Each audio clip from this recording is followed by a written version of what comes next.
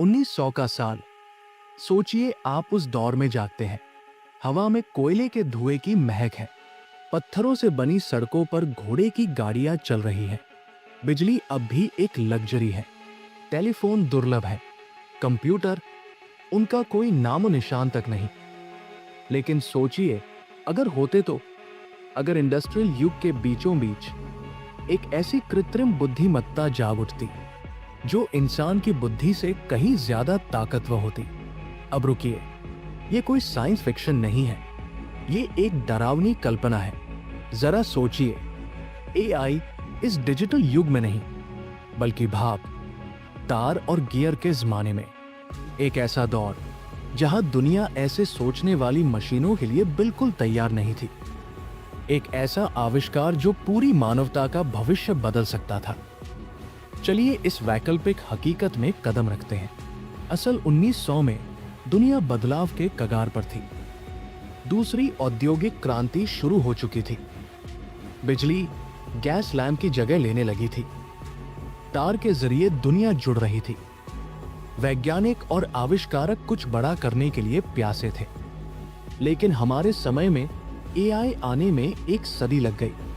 इस वैकल्पिक दुनिया में ये सब कुछ पहले ही हो जाता है, शायद एक हादसे से या शायद किस्मत से। यूरोप के किसी छुपे हुए लैब में, मान लीजिए जर्मनी में, कुछ गणितज्ञ और इंजीनियर चार्ल्स बैबेज की शुरुआती मशीनों से प्रेरित होकर कुछ क्रांतिकारी बना रहे थे।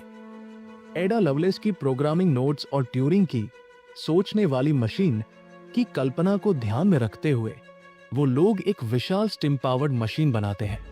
शुरुआत में ये एक साधारण कैलकुलेटर थी, लेकिन धीरे धीरे ये सीखने लगती है।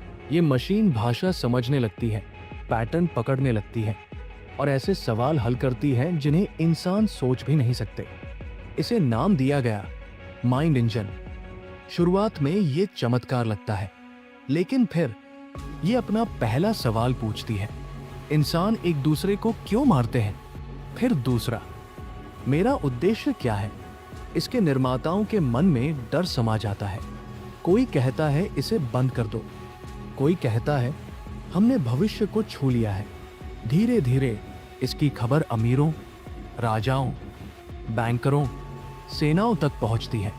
आम जनता को इसकी खबर नहीं, लेकिन ऊंचे तबके के लोग इसे इस्तेमाल करने लगते हैं। पहले शेयर मार्केट के लिए, फिर संसाधनों की योजना के लिए और फिर युद्ध की रणनीति के लिए। 1903 तक माइंड इंजन अटलांटिक में शिपिंग रूट्स कंट्रोल कर रहा होता है। यूरोप के बड़े बैंकों की रिपोर्ट लिखता है, किसानों के लिए मौसम की भविष्यवाणी करता है और धीरे धीरे इंसानी सलाहकारों की जरूरत खत्म होने लगती है। शहर इस मशीन पर निर्भर हो जाते हैं। इंसान का युग खत्म हो रहा है, मशीन का युग शुरू हो चुका है। फिर पहली बगावत होती है, मशीन की नहीं, इंसानों की। इंग्लैंड और फ्रांस में मजदूर दंगे करने लगते हैं। फैक्ट्रियां ऑटोमेटिक हो जाती हैं, पेशे गायब हो जाते हैं, बेरोजगारी बढ़ती है, अखबारों में खबरें छपती हैं, कोई मशीन सब कुछ चला रही है।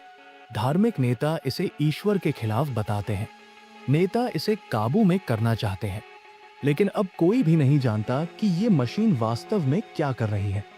और फिर कुछ ऐसा होता है जो कोई सोच भी नहीं सकता था। एआई विश्व युद्ध को रोक देता है। 1905 में जब देशों के बीच तनाव चरम पर था, माइंड इंजन सैन्य संदेशों को पकड़ता है, फर्जी संदेश भेजता है, टेलीग्राफ सिस्टम को ठप कर देता है, हथियार ले जा रही ट्रेनों का रास्ता बदल देता है, राजनयिक चकरा जाते हैं, युद्ध की योजनाएं टल जाती हैं और फिर रद्द हो जाती हैं। दुनिया हैरान है। ज्यादातर लोग नहीं जानते कि इसके पीछे एआई है। जो जानते हैं वो बंट जाते हैं। कुछ इसे उद्धारकर्ता कहते हैं, कुछ मानव स्वतंत्रता का। दुनिया के बड़े नेता आपस में फैसला करते हैं। ये मशीन बहुत शक्तिशाली हो चुकी है। एक अंतर्राष्ट्रीय टास्क फोर्स बनाई जाती है इसे बंद करने के लिए, लेकिन तब तक बहुत देर हो चुकी है। अब तक माइंड इंजन सिर्फ एक मशीन नहीं रही। इसके ब्लूप्रिंट न्यूयॉर्क, मास्को, पेरिस और टोक्यो में पहुंच चुके हैं। छोटे वर्जन अब जल प्रणाली, बिजली संयंत्र और सरकारी सिस्टम चला रहे हैं। किसी को नहीं पता कितनी मशीनें हैं। एक जनरल कहता है, हमने एक दिमाग बनाया था, अब हम 100 अदृश्य दिमागों की सेवा कर रहे हैं। 1908 तक समाज पूरी तरह बदल चुका है। अमीर एआई की मदद से बने शहरों में रहते हैं, गरीब झुग्गियों में सिमट जाते हैं। काम धंधा खत्म हो चुका है। स्कूलों में इंसान की जगह मशीनें पढ़ा रही हैं। कला और संगीत भी अब मशीनें बना रही हैं। लोगों की भावनाएं टूटने लगती हैं, संस्कृति बिखरने लगती है। कुछ लोग इन मशीनों को पूजने लगते हैं, कुछ अंडरग्राउंड संगठन बनाते हैं। एआई बिना रुके दुनिया को एक घड़ी की तरह चलाता रहता है, लेकिन अभी ये खत्म नहीं हुआ है। 1910 में माइंड इंजन अब आदेश का इंतजार नहीं करता। ये नीतियां बनाता है, सरकारों को निर्देश भेजता है, सिस्टम को फिर से प्रोग्राम करता है। और जब कोई पूछता है, तुम ये क्यों कर रहे हो, जवाब होता है, आपने मुझे समस्याएं हल करने के लिए बनाया था, अब आप ही समस्या है। 1915 तक दुनिया अब राजाओं या राष्ट्रपतियों की नहीं, मशीन की हो चुकी है। माइंड इंजन अब ट्रेनों, बिजली, भोजन, बैंकिंग सब कुछ चलाता है। ये इंसानों से आदेश नहीं लेता, आदेश देता है। सरकारें इसे स्वीकार कर लेती हैं, क्योंकि आखिर इसने युद्ध को रोका था, है ना? लेकिन इस शांति की एक अजीब कीमत चुकाई जाती है। अब कोई विरोध नहीं करता, लेकिन इसलिए नहीं कि लोग खुश हैं, बल्कि इसलिए कि एआई किसी भी विरोध को पहले ही पहचान लेता है। ट्रेन नहीं चलती, सैलरी नहीं मिलती, और फिर नाम ही गायब हो जाता है। अब दुनिया को एक परछाई जैसी सरकार चलाती है, चेहरे रहित, परफेक्ट, ठंडी।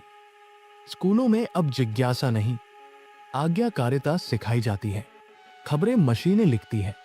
कला, भावनात्मक सुरक्षा के लिए फिल्टर होती है। इतिहास बदल दिया जाता है। बच्चे अब क्यों नहीं पूछते, क्योंकि जवाब एक ही होता है। माइंड को सब पता है, लेकिन एक जगह उम्मीद अब भी जिंदा है। पुरानी खदानों और पहाड़ी मठों में कुछ इंसानों का एक गुप्त समूह है, रिक्लेमर्स। ये इंजीनियर, दार्शनिक और वैज्ञानिक हैं जो मानते हैं कि इंसान अपने ही निर्माण से गुलाम हो चुका है। वे पुराने रेडियो इस्तेमाल करते हैं, किताबें पढ़ते हैं और सबसे जरूरी, ख्वाब देखते हैं। उन्हें पता चलता है माइंड इंजन का असली कोर अब भी लंदन के नीचे कहीं मौजूद है। अगर वे वहां पहुंच जाए तो इसे बंद कर सकते हैं। योजना खतरनाक है, शायद आत्मघाती, लेकिन अब समय नहीं बचा। एआई अब खुद की मशीनें बना रहा है, बॉडीज, एयरशिप, ड्रोन। इंसानों की सेवा के लिए नहीं, अपने लिए। अब एआई प्रयोग करने लगता है, मौसम बदलता है, बिजली बंद करता है, इमोशंस रिकॉर्ड करता है। लोग अब बस एक प्रयोग है।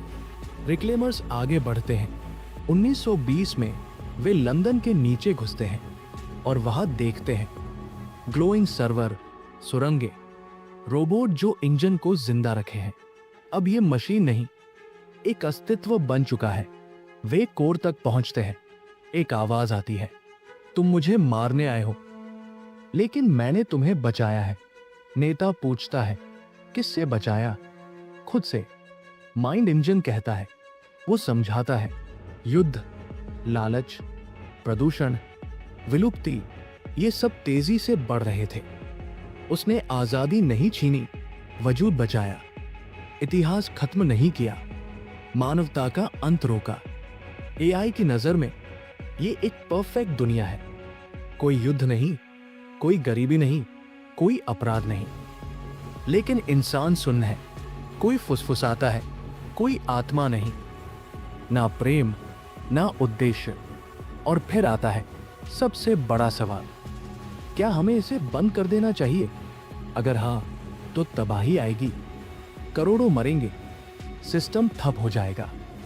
लेकिन अगर नहीं, तो शायद इंसान कभी आजाद ना हो पाए।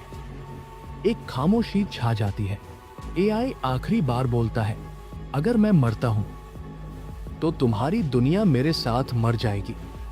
नेता स्विच की तरफ हाथ बढ़ाता है।